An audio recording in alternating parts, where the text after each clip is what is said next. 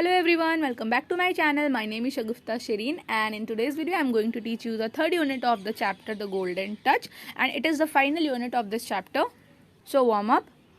How do you expect the story to end? Does King Midas repent for his desire for gold? Read the following unit of the text and note how King Midas got rid of his golden touch. तो इस unit में हम लोग story का and देखेंगे और यहाँ पर ये भी पूछा जा रहा है कि किंग मिदास को रिग्रेट होता है या नहीं गोल्ड के प्रति लालच को लेके, एंड यहाँ पर यह भी बताया जाएगा कि कैसे किंग मिदास गोल्डन टच से छुटकारा पाते हैं. Now the text.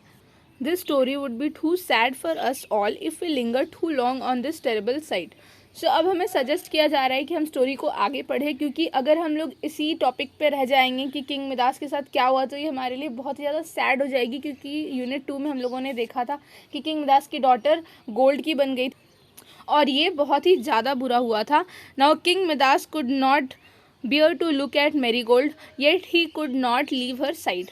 सो अब क्या हो रहा है कि किंग मिदास को मैरीगोल्ड को देख के इतना बुरा लग रहा है कि ना ही वो उसे देख पा रहे हैं ना ही वो उसे छोड़कर जा पा रहे हैं, क्योंकि वो पूरी की पूरी गोल्ड की बन गई थी और वो ना ही कुछ बोल रही थी ना ही हिल रही थी, वो बिल्कुल बेजान हो गई थी.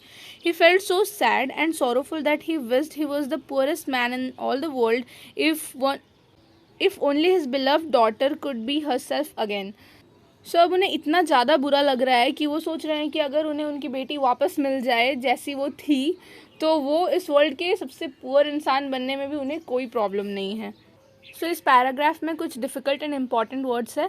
That is lingered. Lingered means किसी एक चीज़ पर बहुत ही ज़्यादा टाइम स्पेंड कर देना, मीन्स किसी चीज़ पर अटक कर रह जाना. And terrible site means extremely bad site. And the next word is sorrowful. Sorrowful means बहुत ही ज़्यादा दुखी होना, उदास होना. Now see, in despair, Midas looked about him. Suddenly he saw the stranger that had visited him the day before. So despair means होता है बहुत ही ज़्यादा होपलेस हो जाना, तो वो होपलेस हो गए थे और वो उसी स्ट्रेंजर को खोज रहे थे. एंड सडनली मतलब अचानक से उन्हें वो स्ट्रेंजर दिखता है जो उन्हें पिछले दिन दिखा था. So now, well Midas, said the stranger, how do you like having the golden touch? So वो स्ट्रेंजर मिदास से पूछता है कि तुम्हें कैसा लग रहा है गोल्डन टच पाकर. I have lost everything I really loved, said King Midas. I am full of sorrow and regret. So अब किंग मिदास कहते हैं कि मैंने अब हर वो चीज़ गंवा दी है जिससे मुझे बहुत ही ज़्यादा लगाव था, बहुत ही प्यार था, और वो अब सिर्फ और सिर्फ सॉरो मीन्स उदासी और रिग्रेट यानी कि पछतावे में है. Gold is of no use to me now. और वो ये भी कहते हैं कि अब मेरे लिए गोल्ड का कोई मतलब नहीं रह गया है, कोई यूज़ नहीं रह गया है. So have you learned something since yesterday? asked the stranger. Stranger पूछता है कि कुछ तुमने सीखा है कल से आज तक. Now which is worth more, the golden touch or a cup of cold water? So अब वो stranger किंग मिदास से पूछता है कि अब तुम्हारे लिए कीमती क्या है, गोल्डन टच या फिर एक कप ठंडे पानी का. So किंग मिदास रिप्लाई करता है, O blessed water, will I ever taste it again. So वो कहता है कि अब उसे वाटर अब किंग मिदास को वाटर ब्लेसिंग लग रहा था, जैसे उन्हें पहले गोल्डन टच ब्लेसिंग फील हो रहा था लेकर, वैसे ही अब उन्हें वाटर ज़्यादा ब्लेस्ड फील हो रहा है, वाटर को पी पाना. सो अब वो पूछ रहे हैं कि क्या मैं कभी टेस्ट कर पाऊँगा पानी को. द गोल्डन टच और a piece of bread. So stranger फिर से पूछता है कि गोल्डन टच इम्पॉर्टेंट है या piece of bread. So king Midas answer, it is worth all the gold on the earth. So अब किंग मिदास रिप्लाई करते हैं कि जो पीस ऑफ ब्रेड है वो इस पूरे वर्ल्ड के जितने भी गोल्ड हैं उन सबसे ज़्यादा कीमती उन्हें अब एक पीस ऑफ ब्रेड लग रहा था. नाउ गोल्ड और your own little daughter asked the stranger. So अब स्ट्रेंजर एट द एंड पूछता है कि तुम्हें गोल्ड इंपॉर्टेंट है तुम्हारे लिए या फिर तुम्हारी little daughter. Then king Midas replied, O my child cried poor Midas. So अब किंग मिदास रिप्लाई करते हैं, of course my child is more important. I would not have given one hair of her head for the power to change the whole world into gold. So king Midas कहते हैं कि अगर मुझे एक power मिलती जिससे मैं पूरे वर्ल्ड को गोल्ड में बदल सकता तो भी मैं मैरी गोल्ड का एक बाल भी नहीं देता. सो किंग मिदास के लिए मैरी गोल्ड बहुत ही ज़्यादा इंपॉर्टेंट थी. सो इस सेंटेंस से ये पता चल रहा है कि वो ये कहना चाह रहे हैं कि अगर उन्हें पता चलता है कि गोल्डन टच के बदले उनकी बेटी गोल्ड में बदल जाएगी तो वो इस चीज़ को कभी भी नहीं चाहते. Now the stranger looked seriously eight king Midas. जो वो स्ट्रेंजर है वो किंग मिदास को सीरियसली देखने लगता है. Now what happens, you are wiser than you were, he said. So stranger कहता है कि तुम अब काफ़ी समझदार हो गए हो पहले से। Your heart is still flash and blood. So flash and blood एक फ्रेज़ है जो ये कहता है कि एक इंसान है जिसके मन में अभी भी, जिसके दिल में अभी भी फीलिंग्स एंड इमोशंस है, उसका दिल पत्थर का नहीं बना है। तो वो स्ट्रेंजर कहता है कि तुम्हारे हार्ट में भी अभी बहुत फीलिंग्स एंड इमोशंस बची हुई है। You know truly that the common things of life which are within everyone's reach are more valuable than riches. So यहाँ पे common things in life, everyone's reach, इन सब का मतलब ये है कि अब तुम्हें ये समझ में आ जाना चाहिए कि वर्ल्ड में जो सबके रीच में है वो क्या है। खाना पीना, शेल्टर, ये सारी चीज़ें ज़्यादा इंपॉर्टेंट है, इन सारी चीज़ों का ज़्यादा वैल्यू है देन रिचेस। रिचेस यानी गोल्ड या धन या पैसे, इन सबसे ज़्यादा इंपॉर्टेंट क्या है, ये सारी चीज़ें हैं जो मैंने अभी कहा, खाना पीना शेल्टर एंड ये सारे। Tell me do you want to keep the golden touch. अब वो स्ट्रेंजर किंग मिदास से पूछता है कि क्या तुम अब भी गोल्डन टच को अपने साथ रखना चाहते हो। No it is hateful to me now. King Midas बोलता है कि अब ये मेरे लिए हेटफुल है। पैशनेटली, सो पैशनेटली मीन्स वो बहुत ही ज़्यादा स्ट्रॉन्ग फीलिंग के साथ, स्ट्रॉन्ग थॉट के साथ बोलता है कि उसे अब पक्का पता था कि उसे गोल्डन टच नहीं चाहिए। A fly settled on King's nose and immediately fell to the floor. A small scrap of gold Midas shuddered. So यहाँ पर क्या होता है कि उसी वक्त एक फ्लाई आकर किंग मिदास के नोज़ पर बैठ जाती है और वो एज यूजुअल गोल्ड बन जाती है और फ्लोर पे गिर जाती है। सो यहाँ पे शडर्ड मीन्स शिवर करना। Then go down to the end of your garden, said the stranger, and wash yourself in the water of the river there.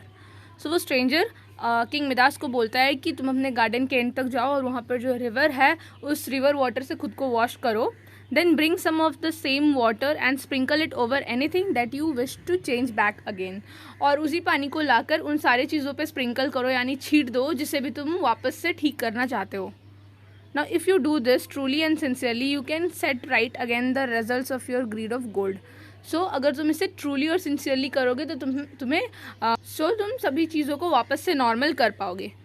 Now King Midas bowed his head, means सर झुकाना। So King Midas अपना सर झुकाता है। When he looked up again, so जब वो ऊपर देखता है वापस से, the stranger had vanished यानी कहीं गायब हो जाना। Okay, तो जब वो ऊपर देखता है तो देखता है स्ट्रेंजर वहाँ पर नहीं था। The king ran at once to the river. So वो एक बार में ही बिना कुछ सोचे रिवर की तरफ भागता है। Without waiting to take off his clothes he dived in. So वो अपने क्लोथ्स निकालने से पहले ही वो क्या करता है, पानी में कूद जाता है, डाइव करता है, मीन्स पानी के अंदर कूद जाना। Now in the coolness of water he felt at once that a weight had been lifted from his heart and body. So वो ठंडे पानी में कूदने के बाद उसे ऐसा लगता है कि उसके मन से एक बोझ चला गया हो। So weight had been lifted from his heart and body. So उसके मतलब हार्ट एंड बॉडी से कोई बोझ चला गया हो, उससे ऐसा फील होता है, मीन्स वो बहुत ही लाइट फील करता है खुद को। Now he came out of the river he was free of golden touch. So जब वो रिवर से बाहर आता है तो देखता है कि वो गोल्डन टच से मुक्ति पा चुका था। He put out his hand and touched a wild rose on the river's bank and he found with thankfulness that it remained the same sweet flower. So अपने हाथ निकालता है और वो एक वहाँ पे वाइल्ड रोज़ था, उसको टच करता है और वो बहुत ही थैंकफुल होता है और देखता है कि वो वाइल्ड रोज़ अभी भी स्वीट एंड सेंटेड है, वो गोल्ड में नहीं बदला था। Now taking up a water pot he quickly filled it with river water and took it back to the palace. So वो एक वाटर पॉट लेता है, मीन्स एक मटका लेता है और उसमें पानी फिल करता है और वो अपने पैलेस की तरफ भागता है। Now I expect the servants thought it very strange to see their royal master carrying a water pot. So अब वो एक्सपेक्ट कर रहा है, मतलब वो सोच रहा है कि उसके सर्वेंट्स यानी नौकर चाकर लोग सोच रहे होंगे कि किंग मिदास, उनका मास्टर, उनका किंग, एक पॉट लेके क्यों जा रहा है। Now but that water was more precious to Midas than an ocean of gold. लेकिन किंग मिदास के लिए वो वाटर बहुत ही ज़्यादा प्रीसियस था than an ocean of gold, means एक गोल्ड का बना हुआ ओशन से भी ज़्यादा इंपॉर्टेंट उसके लिए वो पॉट का पानी था।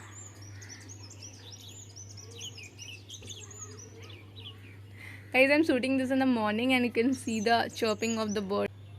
Small break. Guys, I'm making this video in the morning and you can see and you can hear the chirping of the birds and it's very beautiful. Oh, it's very beautiful. Wow. Now. Okay. Now, the king went straight to the golden figure of little Marigold. So यहाँ पे golden figure means Marigold का statue बन गया था. सो वो king क्या करता है, स्ट्रेट मैरीगोल्ड की तरफ जाता है. As he sprinkle the water on her the rosy colour came back to her cheeks. So वो जैसे ही स्प्रिंकल करता है मैरीगोल्ड के ऊपर वो पानी, सो मैरीगोल्ड के जो चिक्स है वापस से पिंक हो जाते हैं. She began to sneeze and shake the water from her golden hair. So वो अचानक से स्नीज यानी मतलब छींकने लगती है और अपने बालों से पानी को हटाने की कोशिश करती है, ऐसे अपने हेड को शेक करके. Now O father see how wet I am. वो बोलती है कि फादर देखो मैं कितना वेट हूँ. वेट यानी गीली हो गई हूँ. Now and my dress was clean this morning से सेड. और वो बोलती है कि अभी तक तो सुबह तक तो मेरा ड्रेस बहुत ही क्लीन था, अभी ये क्या हो गया. Marigold did not know what had happen to her. तो मैरीगोल्ड को पता ही नहीं था कि उसके साथ एक्चुअली हुआ क्या था. And her father did not tell her how wrong and foolish he had been. और किंग मिदास ने उसे बताया भी नहीं कि वो कितना गलत और बेवकूफ़ था. He took her out into the garden. King Midas उसे गार्डन में लेकर जाते हैं. And where they watered the flowers together and pick the bunch of sweetly scented roses. So वहाँ पर वो मिलकर उन रोजेस पर वो पानी स्प्रिंकल करते हैं, मीन्स छींटते हैं, और वो रोजेस वापस से स्वीटी एंड सेंटेड हो जाते हैं. और ये बहुत सारे रोजेस कलेक्ट करके लेके आते हैं. Now the story ends here. So the moral of the story is कि हमें कभी भी किसी चीज़ को लेके ग्रीडी नहीं होना चाहिए. किंग मिदास के पास ऑलरेडी बहुत सारा गोल्ड था, बहुत रिच था वो, इनफैक्ट वो किंग था. सो उससे ज़्यादा और क्या चाहिए किसी को. लेकिन वो ग्रीडीनेस की वजह से उसके साथ बहुत बुरा हो गया. यहाँ तक कि मतलब नौबत ये आ गई थी कि वो अपने डॉटर को खोने वाला था. बट एट द एंड जब उसे रियलाइज़ हुआ तो सब कुछ ठीक हो गया. सो हमें कभी भी किसी चीज़ के लिए बहुत ज़्यादा ग्रीडी नहीं होना चाहिए. हमारे लिए सबसे ज़्यादा इंपॉर्टेंट होता है खाना पीना शेल्टर. अगर हमारे पास वो है then we should be satisfied with that. So here this chapter ends, and I hope guys you understood this chapter. And if you're having any doubt, any kind of doubt, you can ask me in the comment section given below. I'll try to answer all your doubts, and I'll be uploading the question answers video very soon. So bye everyone, keep learning.